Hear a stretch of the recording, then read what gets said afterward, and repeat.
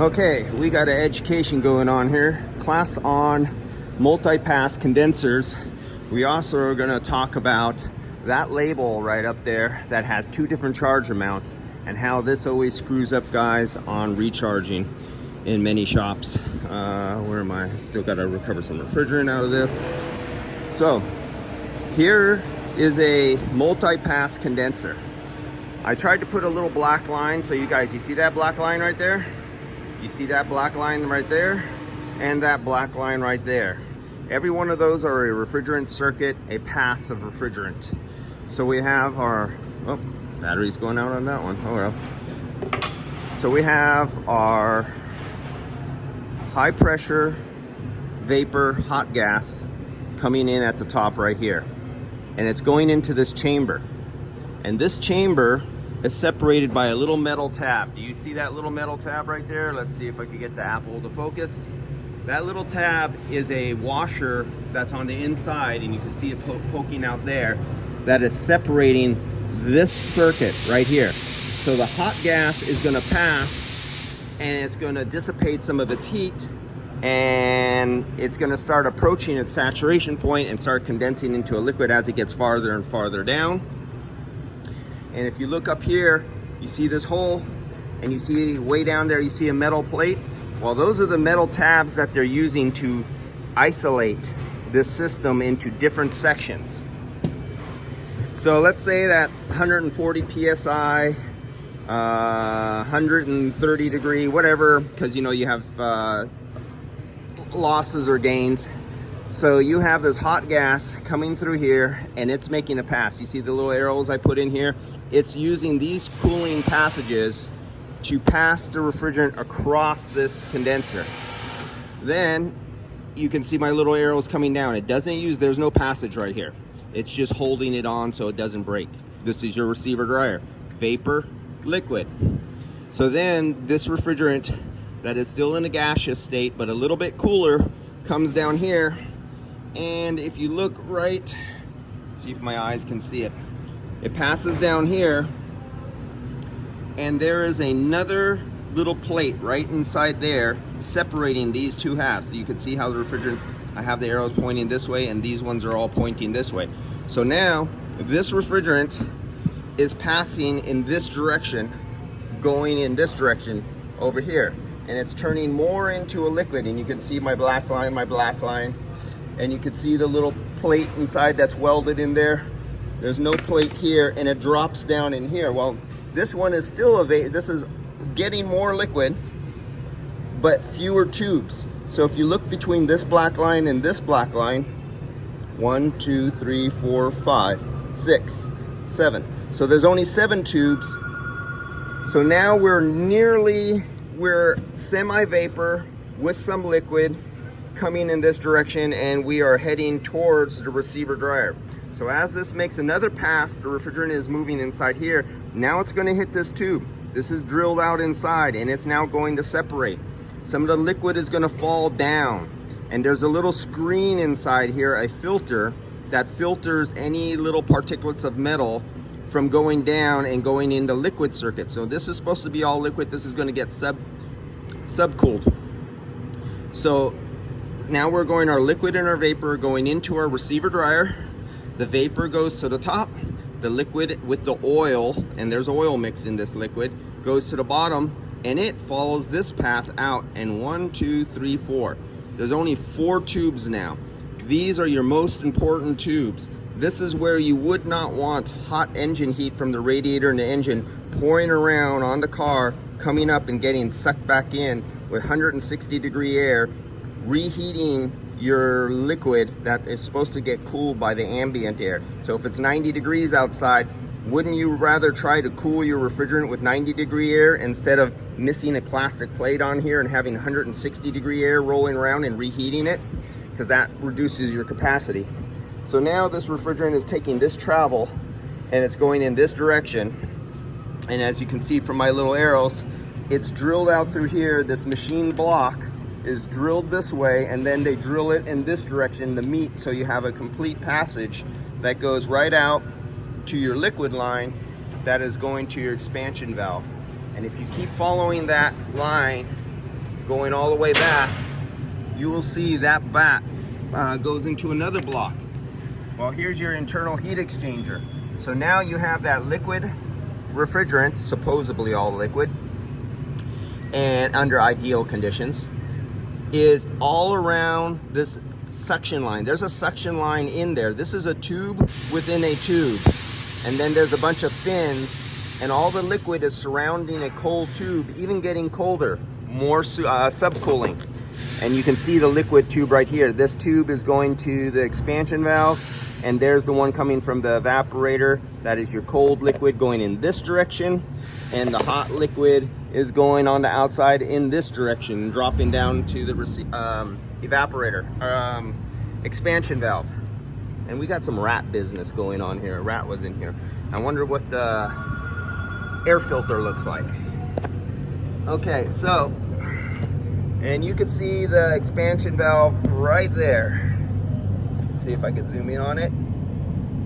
You see that? Now, what I've noticed, if I move this tube, this wiggles a lot. I'm wondering what these are going to be like in 10 years. So anybody who lives on a rough road and owns one of these cars, see how much this tube flexes a lot.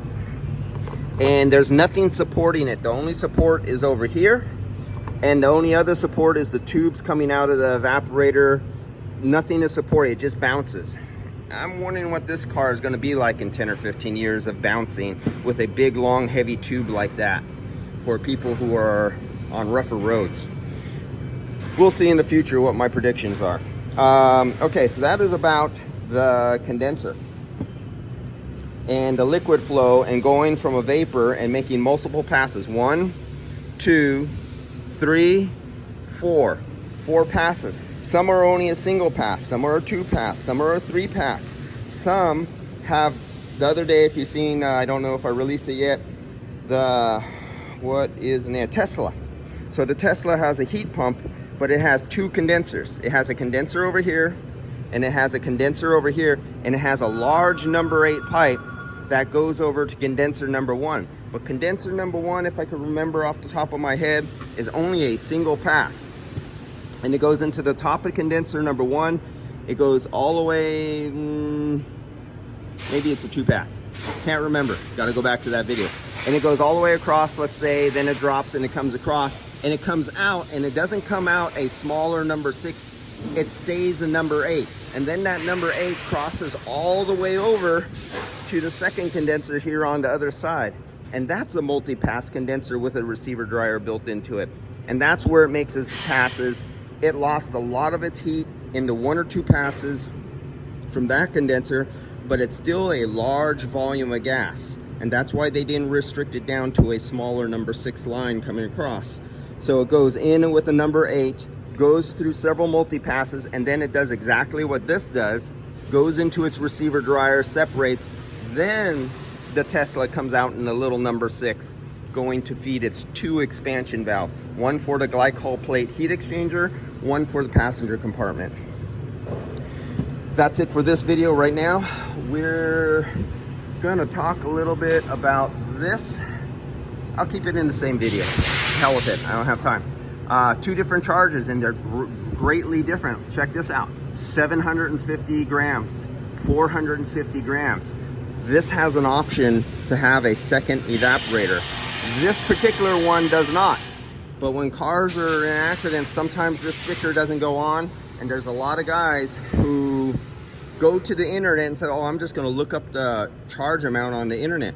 Well, what happens if you have a vehicle with 2 evaporators and you need 750 grams? Or whatever bigger system they have needs 750. But when you look up on the internet, you only find the guys who posted that this vehicle has 450 grams.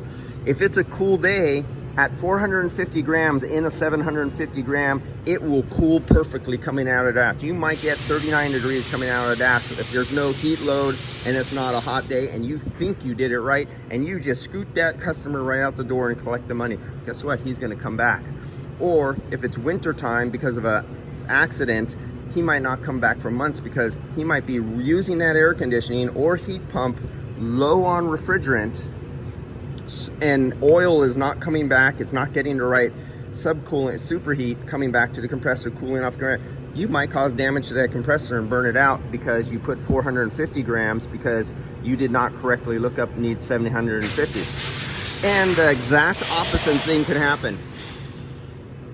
You look up on the internet and you only find the 750 grams. You did not see that there was a 450 gram option. Again, it's a 60-degree day. You've been in a body shop or somebody's taken in for some other service, or maybe a radiator had to be replaced and you took the condenser out of the way to get to the radiator, your mechanical shop, and all you found was 750. So you overfill the system with 750 grams, and it's winter time. Because it's only 50 some degrees or 60 some degrees out, you will not have a really high, outrageous high side pressure because it's so cold outside.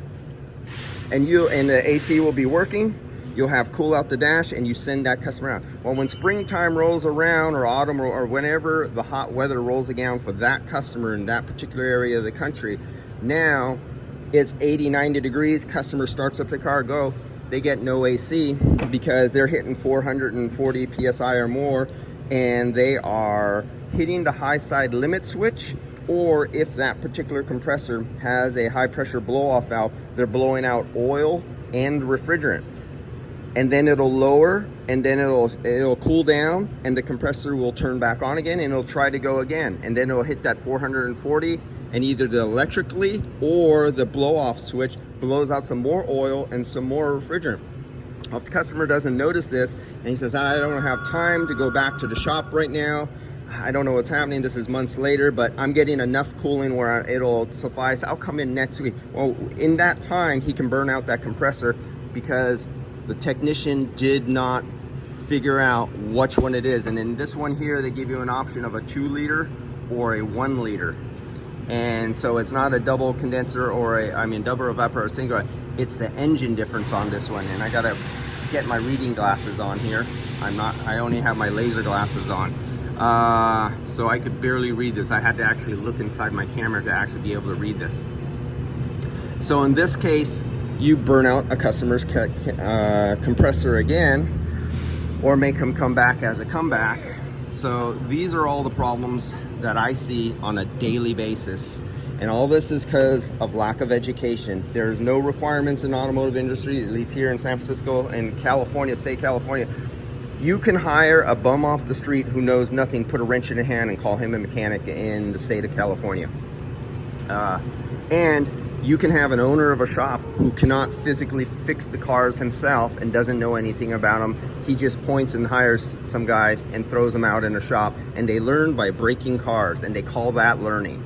No, all the information is out there, and there's no reason not to acquire it. All right, guys, that's you see this little picture right here? See that? That foreign little thing that people don't know what it is? Let me see if I gotta zoom in on this. Does anybody still know what this item is? You see this little item here?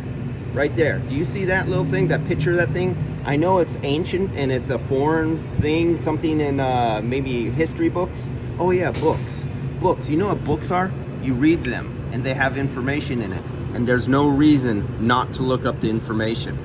All right, guys, that is my rant on books today. See you guys.